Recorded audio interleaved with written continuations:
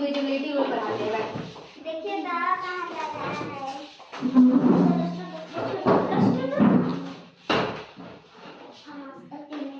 देखो आज हम लोग क्या पढ़ेंगे, विभाज्यता का नियम है, तुम ही दोनों के लिए है।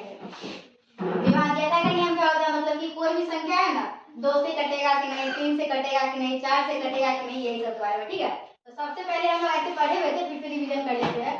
सबसे पहले हम लोग का 2 का नियम क्या कहता है, कोई भी संख्या 2 से कटेगा कि नहीं वो हम लोग कैसे पता करेंगे। तो अगर किसी संख्या के अंत में, बोलो, अगर किसी संख्या के अंत में 0, 2, 4, 6, 8 है तो वो संख्या 2 से कटेगा। सबको समझ में आ गया? 2 का नियम सबको याद रहेगा ना। अगर किसी संख्या के अंत में 0, 2, 4, 6, 8 है तो वो संख्या 2 से कटेगी, अन्यथा नहीं कटेगी। ठीक है, अब 3 का नियम क्या कहता है, 3 में हम लोग क्या करते हैं, जो भी संख्या दिया हुआ है ना तो सबको जोड़ते हैं। पहले क्या करेंगे, जो भी संख्या दिया हुआ रहेगा उस संख्या को जोड़ेंगे, और वो संख्या अगर 3 के पारा में आता है तो वो संख्या 3 से कटेगा, नहीं तो नहीं कटेगा। ठीक है, याद रहेगा, 2 का 3 का याद रहेगा। चलो 4 का नियम हम लोग का क्या बोलता है, तो 4 हम लोग कैसे करेंगे, तो कोई भी संख्या दिया हुआ रहेगा ना तो उस संख्या के अंतिम 2 अंक को देखेंगे, बाकी पूरा में क्या दिया हुआ है कोई मतलब नहीं है। अंतिम 2 अंक अगर 4 के पहाड़ा में आता है, मतलब 4 से वो कटता है तो वो संख्या 4 से कटेगा, अन्यथा नहीं कटेगा। तो 2, 3, 4 तीनों समझ में आया, सबको आ गया ना, रीत आया सबको, गुड। फिर टेस्ट होगा, नहीं बताएगी तो फिर जानते हो हम। 2 में क्या होता है, अगर किसी संख्या के अंत में 0, 2, 4, 6, 8 है तो वो संख्या 2 से कटेगी, अन्यथा नहीं कटेगी। 3 का क्या होता है, अगर वो जो संख्या दिया हुआ है सभी को जोड़ने के बाद अगर वो 3 के पहाड़ा में आता है, 3 से कटता है तो संख्या 3 से कटेगा, नहीं तो नहीं कटेगा। 4 का क्या बोलता है, अगर कोई भी संख्या दिया हुआ है, संख्या के अंत में का 2 संख्या 4 से कट रहा है तो संख्या कटेगा, अन्यथा नहीं कटेगा। चलो अब हम लोग का 5 का नियम क्या बोलता है, तो 5 में अगर किसी भी संख्या के अंत में 0 या फिर 5 दिखेगा तो वो संख्या 5 से कटेगा, अन्यथा नहीं कटेगा। तो 2, 3, 4, 5 समझ में आ गया, कोई दिक्कत अभी तक समझ में आ रहा है ना। अब हम लोग क्या किसका देखेंगे, अब हम लोग देखेंगे 6 का, 6 का। ठीक है, तो 6 में हम लोग क्या देखते हैं, 6 में हम लोग को 2 चीज देखना होगा। इस समय तो एक चीज देख लेते तो हो जाता था। तो 6 देखो, 6 कैसे आता है, 2 और 3 को पहाड़ा से 2 3 6 आता है। तो इसमें हम लोग को 2 का नियम और 3 का नियम दोनों चेक करना होता है। मतलब जो भी संख्या रहेगा संख्या के अंत में 0, 2, 4, 6, 8 रहना चाहिए, पहला बात। और दूसरा बात, जो भी संख्या दिया हुआ है संख्या को जोड़ के देखना है क्या वो 3 के पहाड़ा में आ रहा है या नहीं। दोनों काम करना होगा, अगर दोनों काम होगा उसमें तो वो संख्या 6 से कटेगा, अन्यथा नहीं कटेगा। समझ में आया, 2 का समझ में आ गया, 3 का आ गया, 4 का आ गया, 5 का आ गया, 6 का आ गया, 7 का समझो, 7 का थोड़ा सा हार्ड होता है और बच्चा को नहीं समझ में आता है। तो 7 का अगर ऋतु और क्रिस को नहीं भी समझ में आएगा तो कोई बात नहीं, लेकिन तुम दोनों ध्यान से समझो। देखो 7 से कैसे देखते हैं, कोई भी संख्या दिया हुआ है, ठीक है, जैसे 4, 3, 2 ऐसे करके। तो हम लोग को कोई भी संख्या दिया है ना तो पहले उसको अंतिम संख्या को ले लेंगे, क्या करेंगे, अंतिम संख्या को पकड़ेंगे और अंतिम संख्या को हम लोग करेंगे दुगुना। क्या करेंगे, अंतिम संख्या को लेंगे और अंतिम संख्या को करेंगे दुगुना और यहाँ पे लिख देंगे, लिख दिए। अब हम लोग क्या करेंगे, अब हम लोग है ना इसमें से इसको घटाएंगे, तो 13 में से क्या जाएगा, तो 9 और 4 और ये 3 हो गया तो ये 39 हो गया। तो ये अब इसको देखेंगे, ये जो संख्या आया ये 7 के पारा में आता है या नहीं। अगर 7 के पारा में नहीं आता है तो संख्या 7 से नहीं कटेगा। तो वो 7 वाला है ना, किसी को नहीं आता है तो 8, 9 के बच्चे से ही पूछ लेगा, कोई भी संख्या देके 7 से कटेगा कि नहीं, तो उन लोगों को भी नहीं पता रहता। तुम लोग ध्यान से समझो। देखो जैसे तुमको क्या बताया, 7 का क्यूब याद है, 7 का हाँ तुमको याद करवाई थी क्यूब, अभी मार खाएगा तो क्या होता है, 343, तो 343 होता है, ठीक है, होता है ना। चलो 3 का हम लोग क्या करेंगे, इसका दुगुना करेंगे 6। अब हम लोग क्या करेंगे, इसमें से घटाएंगे, 14 में 6 जाएगा तो घटा, बोलो 8 और ये क्या हो जाएगा, 2 हो जाएगा। 28 7 के बारह में आता है तो ये संख्या 7 से कटेगा। चलो और कोई संख्या दे देते हैं, और देखो ये मार्कर ऐसे नहीं चल रहा,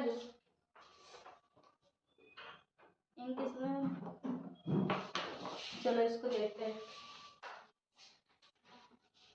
चलो ये क्या है, 2 4 3 है, ठीक है, 2 4 3 है। तो हम लोग क्या नहीं, 2 4 3 2 और कर लेते हैं। तो हम लोग क्या करेंगे, सबसे अंतिम वाला संख्या को दोगुना करेंगे और यहाँ लिख देंगे और फिर इसको इसमें से घटा के लिख देंगे।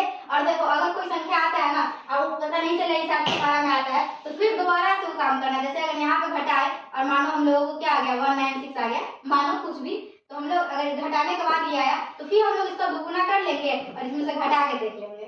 ठीक है, मतलब करते जाएंगे जब तक छोटा संख्या आ जाएगा जो हम लोग को पता चल जाएगा ये 7 के पारा में आता है या नहीं। तो इस तरीके से हम लोग क्या करेंगे 7 का सीख लिए। तो हम लोग किससे किसका सीख लिए? 1 2 3 4 5 6 7 सीख ली। रितु सीख रही हो तुम? फिर टेस्ट लेंगे तो बताओगी ना? आदित्य तुमको आ रहा समझ में? वर्षा जी क्रिस जी सबको आना ही चाहिए। 2 3 4 अब हम लोग देखेंगे 8 का देखेंगे, फिर 9 का देखेंगे, फिर 10 का देखेंगे, फिर 11 में सबको दिक्कत होगा। 7 का 11 का ये सबको नहीं पता रहता है, बाकी सबको पता ही रहता है। चलो अब हम लोग किसका देखेंगे? 8 का। तो 8 का कैसे देखते हैं? कोई भी संख्या दिया हुआ है ना तो संख्या के अंतिम 3 अंक को देख लेंगे। ठीक है, अंतिम 3 अंक को बस चेक कर लेंगे आपके पारा में वो आता है कि नहीं, उसको पारा पढ़ के देख लेना या फिर भाग करके देख लेना अंतिम 3 संख्या को। 2 में क्या किया है? अंतिम एक संख्या 0 2 4 6 8 होना चाहिए। 4 में क्या किया है? अंतिम 2 संख्या देखे। 8 में क्या करेंगे? अंतिम 3 संख्या देखेंगे। यही अगर 16 की बात करेगा तो अंतिम 4 संख्या बस देख लेंगे कि वो 16 के पारा में आता है कि नहीं।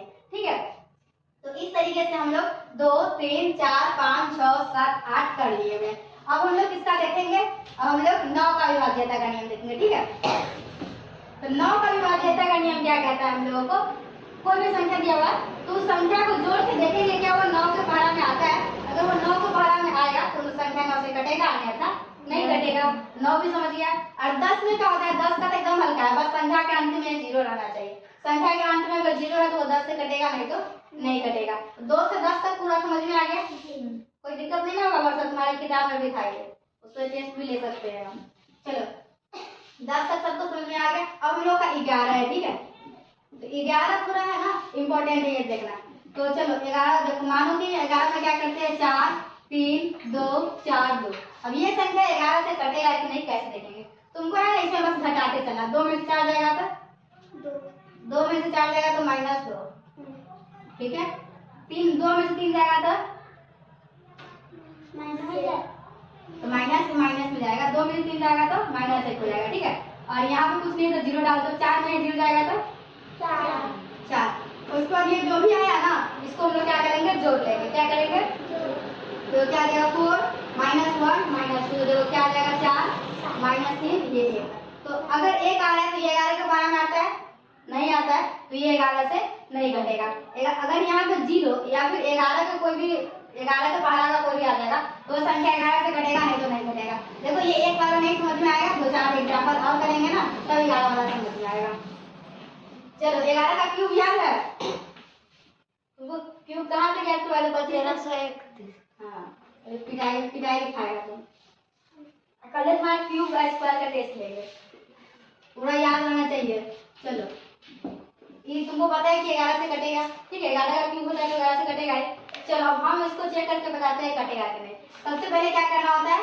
इसको घटाना होता है। ठीक है, जोड़ा बना के 1 में से 3 जाएगा तो -2, 3 में से 1 जाएगा तो -2, 3 में से जाएगा सीधे 2। चलो अब दोनों को जोड़ेंगे तो क्या आएगा? 4। आदित्य जोड़ो तो 2 और -2 को जोड़ना है 0 आ गया। तो जब 0 या फिर 11 या फिर 22 मतलब 0 तो हाँ ये तुम नहीं समझेगा, तुम रहने दो इसको। देखो ये 11 है 22 है। ठीक है, तो क्या करना होगा इसमें? देखो ये 0 है, 0 तो सबसे बड़ा में आता है, मतलब ये संख्या 11 से कटेगा। अगर यहाँ पे कोई भी ऐसा संख्या जो 0 या फिर 11 का गुणनफल आ जाए 11 22 23 33 तो ये हम लोग का संख्या 11 से कटेगा, नहीं तो नहीं कटेगा। चलो और भी कोई संख्या देख लेते हैं। यहाँ पे लिखा हुआ है 4 3 2 5 2 4। चलो इसको चेक करते हैं 11 से कटेगा कि नहीं।